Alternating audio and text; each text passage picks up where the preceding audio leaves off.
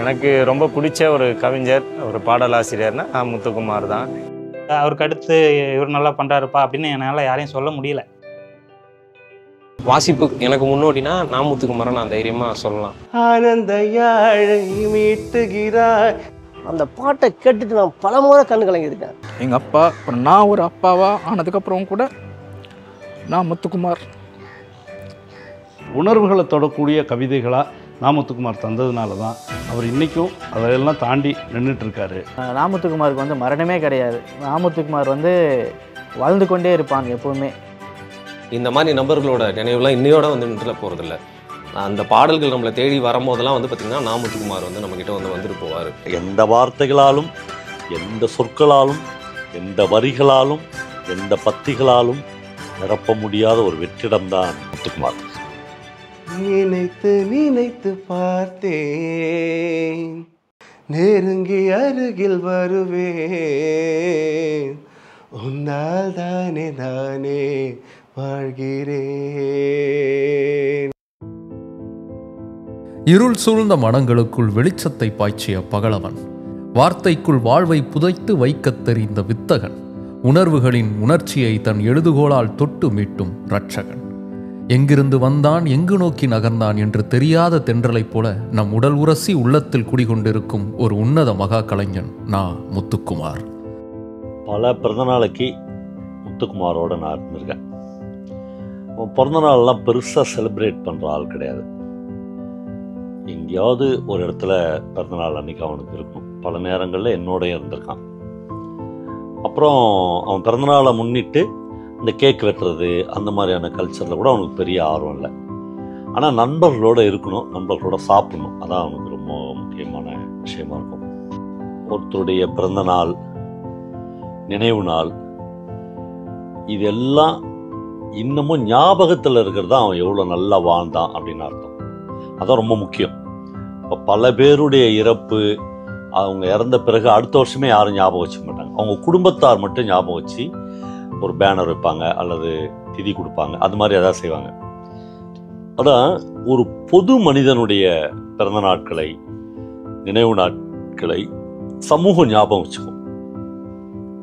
அந்த மாதிரி தான் முத்துக்குமாருடைய பிறந்த நாளை, முத்துக்குமாருடைய நினைவு நாளை எல்லாத்தையும் தமிழ் சமூகம் இன்னமும் நினைவில் வச்சிருக்கு. எப்போ தமிழ் சமூகத்தினுடைய நினைவிலிருந்து அது அழிஞ்சு போதோ அந்த சமயத்தில் அந்த கவிஞன் இறந்துடுறான் அல்லது அந்த எழுத்தாளனுடைய முக்கியத்துவம் சமூகத்தில் குறையுதுன்னு அர்த்தம். அவன் பிறந்தான் மொழியின் ஆகாயத்தில் ஒரு நட்சத்திரம் உதித்தது. அவன் எழுதினான் கோடான கோடி இதயங்களில் கவிதை ஊற்றெடுத்தது. அவன் மறைந்தான் இசைத்தாயின் கண்களில் கண்ணீர் பெருக்கெடுத்தது.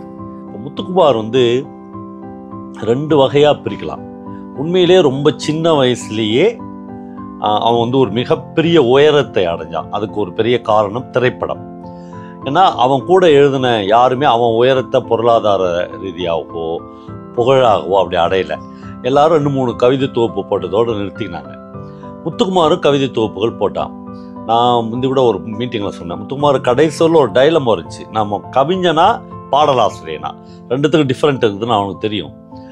அப்புறம் அவனை யாராவது பாடலாசிரியன் அப்படின்னு வானலாக புகழும் போதெல்லாம் அவன் ஆனால் அப்போ நான் எழுதின கவிதைலானா அப்படின்னு கேட்பான். அவனோட கவிதைகள் ரொம்ப முக்கியம். நானே முத்துக்குமாரை எப்படி எனக்கு தெரியும்னா, அவனுடைய சுஜாதாவே பாராட்டின அந்த தூர் கவிதை இருக்குல்ல, அந்த தூர் கவிதையை நான் பல மேடைகளில் சொன்னேன். அப்போ நான் அதெல்லாம் சொல்லியிருக்கேன். ஒரு நாள் அவன் ஒரு நைட்டு மழையில் நனைஞ்சினே எங்கள் வீட்டுக்கு வந்து சொல்லுண்ணா, என் தூர் கவிதையை எல்லாத்தையும் சொல்கிறேன், என்கிட்ட சொல்லு. அப்படி தான் எனக்கு முத்துக்குமார் தலை துவட்டிக்கினே அறிமுகமானான். வெறும் காகிதத்தில் கருப்பு மை நிரப்பி அவன் எழுதிய எழுத்துக்கள் எல்லாம் நம் காதலின் மொழியாய், நம் பிரிவின் துயரமாய், நம் வெற்றியின் களிப்பாய், நம் தோல்வியின் ஆறுதலாய் என்றும் ஒலித்து கொண்டே இருக்கும். உன்முகம் பார்த்தால் தோணுதடி, வானத்து நிலவு சின்னதடி.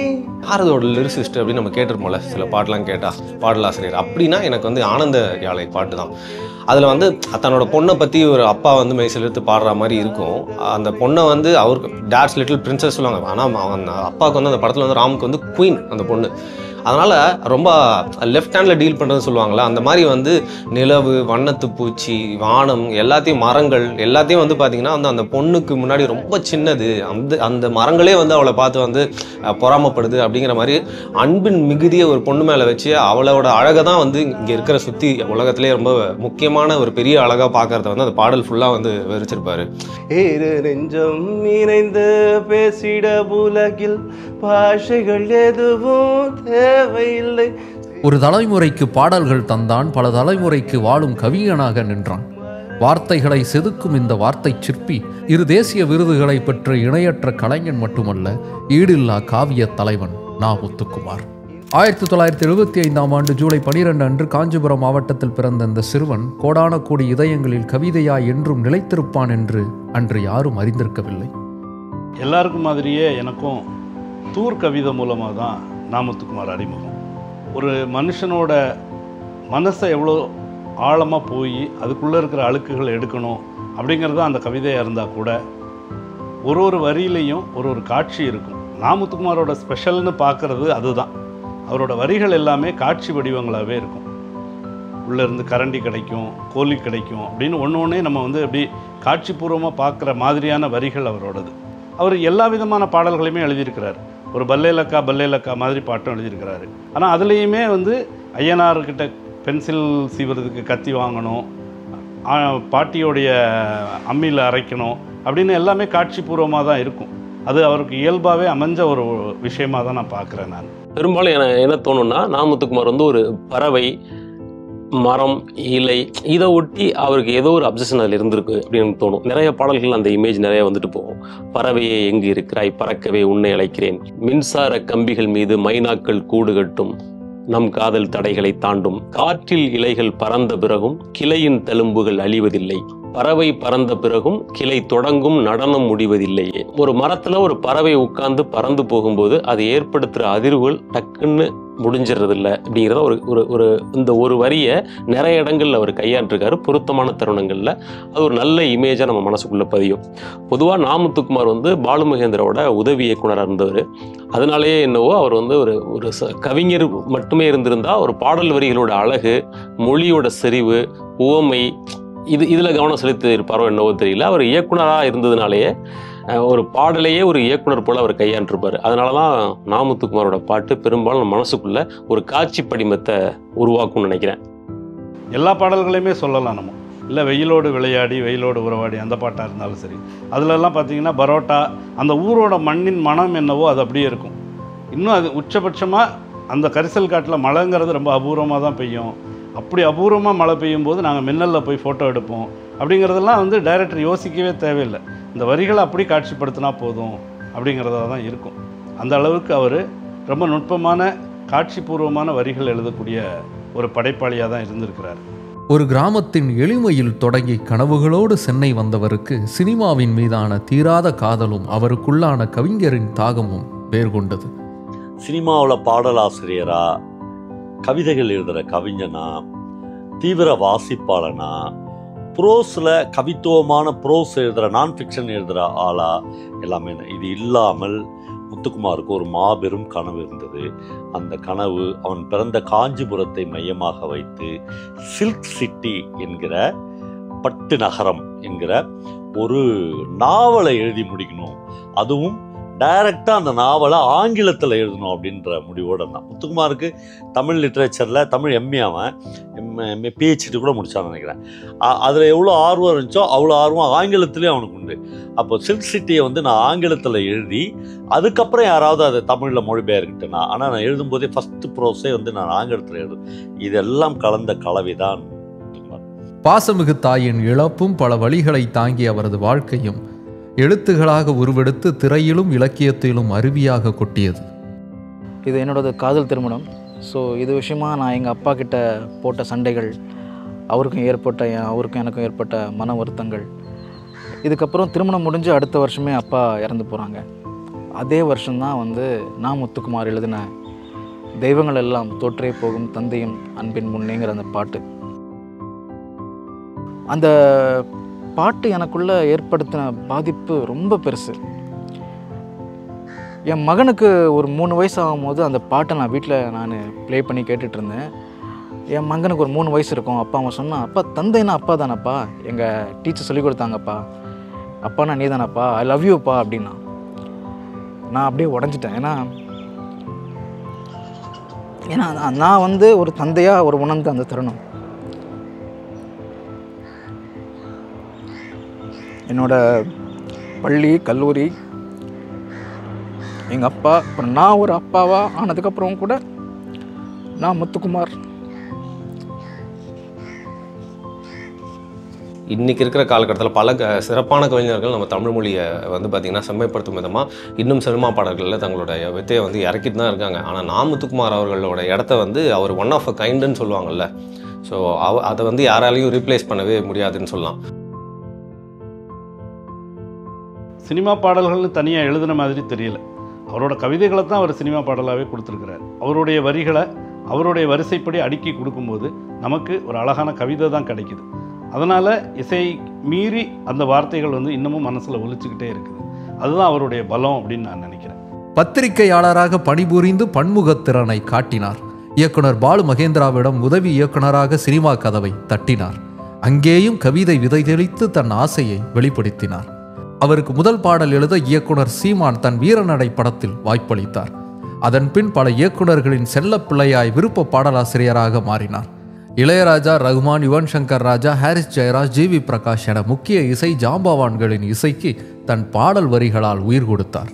வரி எழுதுறது அப்படிங்கிறது யார் வேணால் வந்து பார்த்திங்கன்னா வந்து எதுகை மோனையில் எழுதிட்டு போயிட்டே இருக்கலாம். ஆனால் அவர் ரொம்ப அனுபவித்து எழுதுகிற வரிகள் தான் வந்து அது 10 ஆண்டுகள் 20 ஆண்டுகள் தாண்டி வந்து நிற்கும். லவ் சாங்ஸு, யுவன் சங்கர் ராஜா, நா. முத்துக்குமார், இந்த 3 காம்பினேஷனும் நீங்கள் ஒரு பிளேலிஸ்ட்டாகவே போட்டு பார்த்தீங்க அப்படின்னா என்றைக்குமே அந்த பாடல்கள்லாம் அன்றைக்கி கேட்டப்போ எப்படி இனிமேல் ஆரம்பிச்சோ அதே மாதிரி தான் இருக்கும். பொதுவாகவே நா. முத்துக்குமார் வந்து பயணங்களின் காதலன்.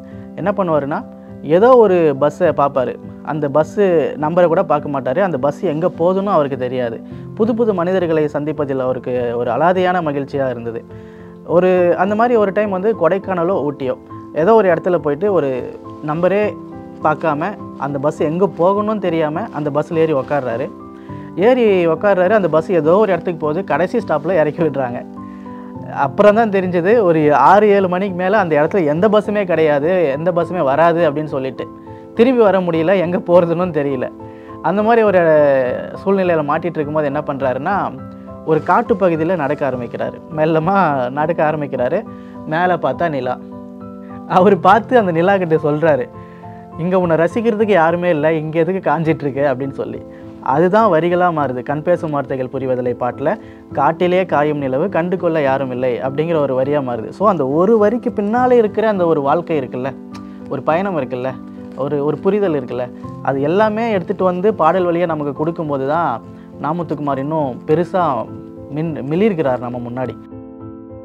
ஒரே ஆண்டில் 100க்கும் மேற்பட்ட பாடல்கள் எழுதி சாதனை புரிந்தார். கிரீடம் படத்தில் வசனம் எழுதி தனது மற்றொரு பரிமாணத்தை காட்டினார். தங்க மீன்கள் திரைப்படத்தில் வந்த ஆனந்த யாழை பாட்டிற்கும், சைவம் திரைப்படத்தில் வந்த அழகே அழகு பாட்டிற்கும் தேசிய விருது வென்று சாதனை படைத்தார். இறுதி வரை தமிழின் மீது தீராத காதல் கொண்ட முத்துக்குமார் தூசிகள், நியாயங்கள் என பல கவிதை தொகுப்புகளை படைத்தார். அவர் வாழ்ந்த காலம் குறைவானது, ஆனால் அவர் விட்டுச் சென்றதோ ஏராளமானது. பாரதியார், கண்ணதாசன், வைரமுத்து, நா. முத்துக்குமார் வரைக்கும் வந்துட்டு அதுக்கப்புறம் அந்த லெகசி வந்து அதுக்கடுத்து யாருக்குமே போகலையோ அப்படிங்கிறது எனக்கு ஒரு ஃபீலிங். ஏன்னா நா. முத்துக்குமாருக்கு அடுத்து என்ன யாராவது கேட்டாங்கன்னா அவருக்கு அடுத்து இவர் நல்லா பண்ணுறாருப்பா அப்படின்னு என்னால் யாரையும் சொல்ல முடியல. ஏன்னா நான் அந்தளவுக்கு அவரோட கனெக்டடாக இருக்கிறதுனால. நான் மட்டும் இல்லை, என்னை மாதிரி நிறையா பேர் வந்து நான் சோஷியல் மீடியாவில் பார்க்க முடியுது. நா. முத்துக்குமார் அந்த வரிகள் மேலே, அவர் எழுதின வரிகள் மேலேயே திரும்ப திரும்ப அதை நினச்சி ரொம்ப ஃபீல் பண்ணுறவங்க, அவர் இல்லைங்கிறத நினச்சி ஃபீல் பண்ணுறவங்க, அவருக்கு அடுத்து யாரும் இல்லைங்கிறத ஒத்துக்க முடியாதவங்களும் நிறைய பேர் இருக்கிறாங்க. கண்ணதாசன் காலத்தில் நான் வாழ்ந்ததில்லை, ஆனால் கண்ணதாசனை வந்து எல்லாருமே வந்து கவியரசர்னு சொல்லுவாங்க. நம்ம வந்து நவீன காலத்தில் நான் நேரில் வந்து பார்த்து ஒருத்தர் பற்றி நிறைய கேள்விப்பட்டிருக்கிறது அப்படின்னா வந்து பார்த்திங்கன்னா வந்து நா. முத்துக்குமார் அவரை பற்றி ஒருத்தர் கூட வந்து பேசுகிறப்போ புகழ்ந்து பேசுறது மட்டும் இல்லாமல் அவர் மேலே அன்பின் வெளிப்பாடு கொட்டிடுவாங்க. ஐயோ அவர் போயிட்டார் எவ்வளோ சீக்கிரம் அப்படின்னு சொல்லிட்டு தான் அவர் கூட ஒர்க் பண்ணவங்க அவரை பற்றி சொல்ல எல்லாமே நான் வந்து கேட்டிருக்கேன். ஏன்னா அவர் கொடுத்த அந்த வரிகள் மட்டும் இல்லாமல் அவர் ஒரு மனிதராகவே ரொம்ப இனிமையாக இருந்திருக்கு. அதனால தான் அந்த மாதிரி வரிகள் வந்து வெளில வந்திருக்கு.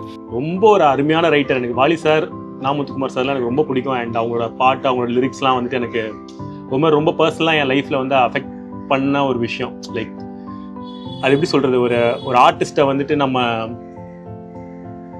எப்படி புரிஞ்சுக்கிறது? நான் அவரை பார்த்ததும் பாடினதும் இல்லை, பட் அவர் எழுதுறதை வச்சு அவர் என்ன சொல்ல வர்றாரு, அவர் இந்த உலகத்தை எப்படி புரிஞ்சிருக்காருன்றது வந்துட்டு நம்ம அவர் பாட்டு மூலியமாக தெரிஞ்சுக்கலாம் இல்லையா? அவரோட காதல் எப்படி இருக்குது, அவர் எப்படி மோட்டிவேட் ஆகிறாரு, நான் எப்படி அவர் எழுதுனதை வச்சு மோட்டிவேட் ஆகிறேன். எனக்கு அவரை பொறுத்த வரைக்கும் அவரை வந்து நான் ஒரு ஒரு ஒரு ஒரு ட்ரீமராக தான் நான் பார்த்துருக்கேன். இருட்டினிலே நீ நடக்கையிலே உன் நிழலும் உன்னை விட்டு விலகிவிடும். நீ மட்டும்தான் இந்த உலகத்திலே உனக்கு துணை என்று விளங்கிவிடும். இந்த வரிகள் நிலையற்ற வாழ்க்கையையும் ஏற்ற தாழ்வுகளையும் எளிய மொழியில் உணர்த்துகின்றன. இது எந்த கல்லூரி பாடமும் கற்றுத்தராத வாழ்க்கை ஞானத்தை அவரது ஒரு பாடல் வரி கற்றுத்தருகிறது. முத்துக்குமார் எத்தனையோ சோக பாடல்கள் எழுதியிருந்தாலும் அந்த சோக பாடல் எல்லாமே ஒரு பாசிட்டிவ் நோட்டில் முடிகிற மாதிரியே எழுதியிருப்பார். உதாரணத்துக்கு காதல் படத்தில் வர்ற அந்த உனக்கென இருப்பேன் பாட்டில் கூட வளையாமல் நதிகள் இல்லை, வலிக்காமல் வாழ்க்கை இல்லை அப்படின்ற ஒரு பாசிட்டிவிட்டியை அந்த பாடலில் எழுதியிருப்பார். அதே நேரத்தில் பேசுகிறேன் பேசுகிறேன் பாட்டில் கூட முற்றுப்புள்ளி அருகே நீயும் மீண்டும் சில புள்ளிகள் வைத்தால் முடிவென்பதும் ஆரம்பமே அப்படின்னு எழுதியிருப்பார் முத்துக்குமார். இந்த வரிகள் எல்லாமே வாழ்க்கையில் முடங்கி போன எல்லாருக்கும் ஒரு உந்து சக்தியாக இருந்து அவங்கள இன்னும் வேகமாக ஓட வைக்கிற ஒரு வரியாக நான் பார்க்குறேன். காதல்ங்கிற உணர்வே கொஞ்சம் ஃபேண்டஸியானது, கற்பனைக்கு மிஞ்சியது, அப்படி தான் எல்லாருமே பார்ப்பாங்க. காதலியோட முகம் நிலவு மாதிரி இருக்குது, காதலியோட மனம் எப்படி இருக்குது அப்படின்னு எல்லாமே ஒரு மாதிரி பாசிட்டிவான விஷயங்கள் சேர்ந்து தான் சொல்லணும் அப்படின்னு தான் எல்லாருமே ஆசைப்படுவாங்க.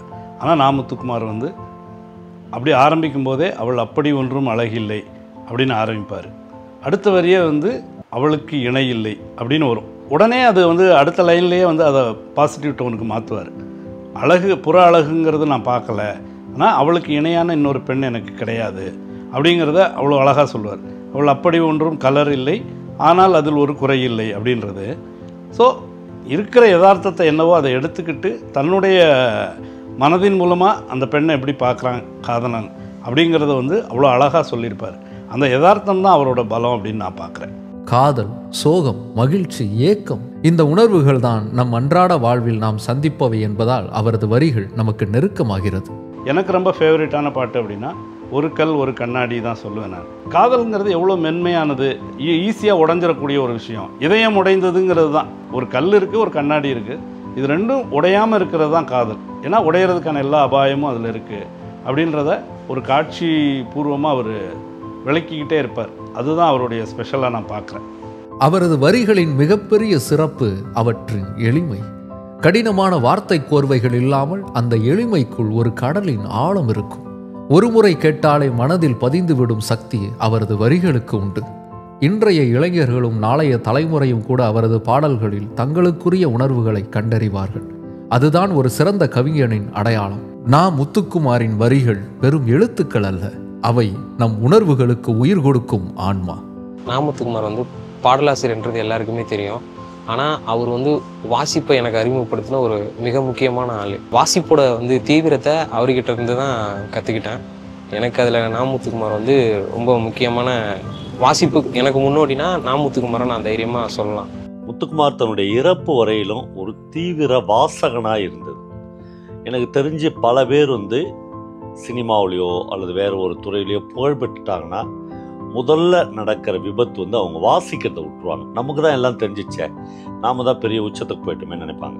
ஆனால் முத்துக்குமார் வந்து கடைசி வரலும் வாசிப்பை வந்து மிக தீவிரமாக கைப்பற்றிய ஒரு ஆள். அப்புறம் ஒரு சோகால்டு பாப்புலர் லிட்ரேச்சரை படிக்கிற ஆள் கிடையாது முத்துக்குமார். அவன் நகுலன் அவனுக்கு ரொம்ப பிடிச்ச போயிட். அப்புறம் வந்து அவனுக்கு பிடிச்ச ப்ரோஸ் ரைட்டர் வந்து லாசாரா, அசோகமித்ரன், அந்த மாதிரியான ஆட்கள். அதை வந்து எவ்வளோ உயரத்துக்கு போன பிறகு முத்துக்குமார் வந்து அடைகாத்து வச்சிருந்தாப்புல, அது ரொம்ப முக்கியம். ரெண்டாவது, இப்போ நகுலன், கல்யாண்ஜி, கலாபிரியா இவங்க எல்லாரோடையும் முத்துக்குமாருக்கு ஒரு தொடர்பு இருந்துச்சு. அவங்கள தீவிரமாக வாசித்தான். ஆனால் தான் கவிதைகள் எழுதும்போது அந்த மாதிரியான டைப் கவிதைகள், ஆத்மா நாம் அப்படி கவிதைகளே முத்துக்குமார் எழுதலை. ரொம்ப ரொம்ப எளிமையான வரிகளில் கவிதைகளை எழுதினான். அதுக்கு முக்கியமான காரணம் என்னன்னா, தன்னை இந்த சமூகம் ஒரு இன்டலெக்சுவல் அப்படின்னு சொல்லணும்னு அவசியம் இல்லை அப்படின்னு முத்துக்குமார் நினைச்சார். தான் வந்து ஒரு எளிய கவிஞன், முத்துக்குமாரின் மாபெரும் சிறப்பு என்னவென்றால் எந்த ஒரு இசையமைப்பாளருடன் அவர் பணியாற்றினாலும் அவர் தனது தனித்துவமான முத்திரையை பதிப்பார். இசையின் தன்மைக்கு ஏற்றவாறு வார்த்தைகளை வளைத்து நெளித்து பாடலை ஒரு சித்திரம் போல் வரைவார். முத்துக்குமார் வெறும் பாடலாசிரியராக மட்டும் அறியப்பட்டவர் அல்ல. அவர் ஒரு சிந்தனையாளர், ஒரு எழுத்தாளர், ஒரு கவிஞர் மற்றும் எல்லாவற்றுக்கும் மேலாக மக்களின் மனதை புரிந்து கொண்ட ஒரு கலைஞர். ஒரு சந்தோஷமான பலூன் வந்து டக்குன்னு ஒரு குண்டூசியில் யாரோ குத்தன மாதிரி அவனுடைய எல்லாமே அணைஞ்சிடுச்சு. பெருமிதங்கள், உயரங்கள், உச்சங்கள் எல்லாவற்றையும் முத்துக்குமார் வந்து டக்கு டக்கு டக்கு டக்குன்னு தன்னுடைய 40 வயதுக்குள்ளாகவே பார்த்துட்டவன். இருந்திருந்தால் இன்னும் மிகப்பெரிய உயரத்தை அடைஞ்சிருப்பான், மிகப்பெரிய பொருளாதார வசதிகளை அடைஞ்சிருப்பான். பொருளாதார வசதிகளை தனக்குன்னு இல்லாமல் அதில் பெரும்பகுதியை தன்னை மாறி எழுத வந்தவங்க இல்லாதவங்க அப்படி கொடுத்துருப்பான். அவருடைய நியூட்டனின் 3ஆம் விதி, பட்டாம்பூச்சிகள் விற்பவன், இந்த மாதிரியான தொகுப்புகள் எல்லாம் மொத்தமாக சேர்த்து முத்துக்குமார் கவிதைகள் அப்படின்னு ஒரு புக்கை நான் வாங்கினேன். அந்த புக்கோட பக்கத்தை புரட்டினதுமே அவரோட ஃபோட்டோ ஒன்று போட்டு அதுக்கு கீழே அவர் எழுதின ஒரு வரியை மென்ஷன் பண்ணியிருந்தாங்க. வாழ்க்கை எனும் நதி மரணம் எனும் கடலில் கலக்கும் வரை பல மேடு பள்ளங்களை தாண்டி செல்ல வேண்டி இருக்கிறது அப்படின்னு. இந்த வரியை பார்த்ததுமே அவர் ஏதோ தன்னோட ஃபியூச்சரை ப்ரெடிக்ட் பண்ணி அவரே அவருக்காக எழுதிக்கிட்ட வரியா எனக்கு தோணுச்சு. முத்துக்குமார் இன்னும் பல வருடங்கள் இருந்திருந்தால் முத்துக்குமாரிடமிருந்து ஆகச்சிறந்த திரைப்பட பாடல்கள், ஆகச்சிறந்த படைப்புகள், சில்க் சிட்டி என்கிற ஒரு நாவல், இன்னும் அபூர்வமான கவிதைகள், அப்புறம் இன்னும் 2-3 புத்தகங்கள் இது எல்லாமே கிடைச்சிருக்கும். முத்துக்குமாருடைய மரணம் என்பது இது எல்லாமும் தவறவிட்டதுக்கான ஒரு தமிழ் வாசகனுக்கான ஒரு மிகப்பெரிய இழப்பு தான். ஒரு கவிஞராக, ஒரு பாடலாசிரியராக அவர் நமக்கு நிறைய விஷயங்கள் கொடுத்துருந்தாலும் அதையெல்லாம் தாண்டி உடல் நலத்தை பேணி பாதுகாக்கணுங்கிற மிகப்பெரிய பாடத்தையும் நமக்கு அவர் கொடுத்துருக்கிறாரு. இந்த 50வது பிறந்த நாளில் அவர் இல்லைன்னாலும் அவர்கிட்ட நான் கேட்க விரும்புகிற ஒரு கேள்வி, பறவையே எங்கு இருக்கிறாய்? அபூர்வமான மனிதர்கள், அபூர்வமான மலர்கள் எல்லாம் சீக்கிரமாக உதிர்ந்துடுது. சுந்தரராமசாமி ஜே சில குறிப்புகள்ன்ற ஒரு புத்தகத்தில் ஆரம்பத்தில் எழுதுகிற மாதிரி அதிமேதாவித்தனத்திற்கும் அற்ப ஆயுளுக்கும் அப்படி என்னதான் சம்பந்தமோ தெரியவில்லை. பாரதி, புதுமைப்பித்தன் என்று ஒரு பெரிய லிஸ்ட் போடார். அவங்கெல்லாம் அற்ப ஆயுளில் செத்து போனார்கள். அதில் வந்து நாம் வந்து ஜேஜேவியும் சேர்த்துக்கொள்ள வேண்டும்னு வர அந்த லிஸ்ட்டில் நம்ம முத்துக்குமாரையும் சேர்த்துக்கணும். ஏன் தம்பி இதுக்குள்ளே போகிற அப்படின்னு தான் கேட்பேன். ஒரு புன்னகையோட அண்ணா நீ லூஸ்னா எப்பயும் இப்படி தானே கேட்பேன்னு அவனே என்னை தட்டி கூட்டு போயிடுவான்.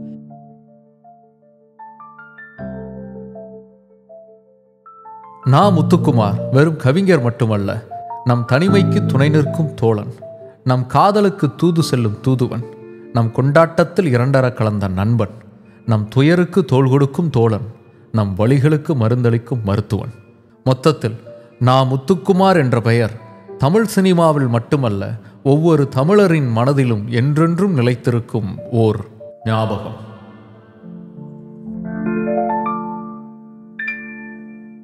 நினைத்து நினைத்து பார்த்தேன், நெருங்கி அருகில் வருவேன், உன்னால் தானே நானே வாழ்கிறேன்.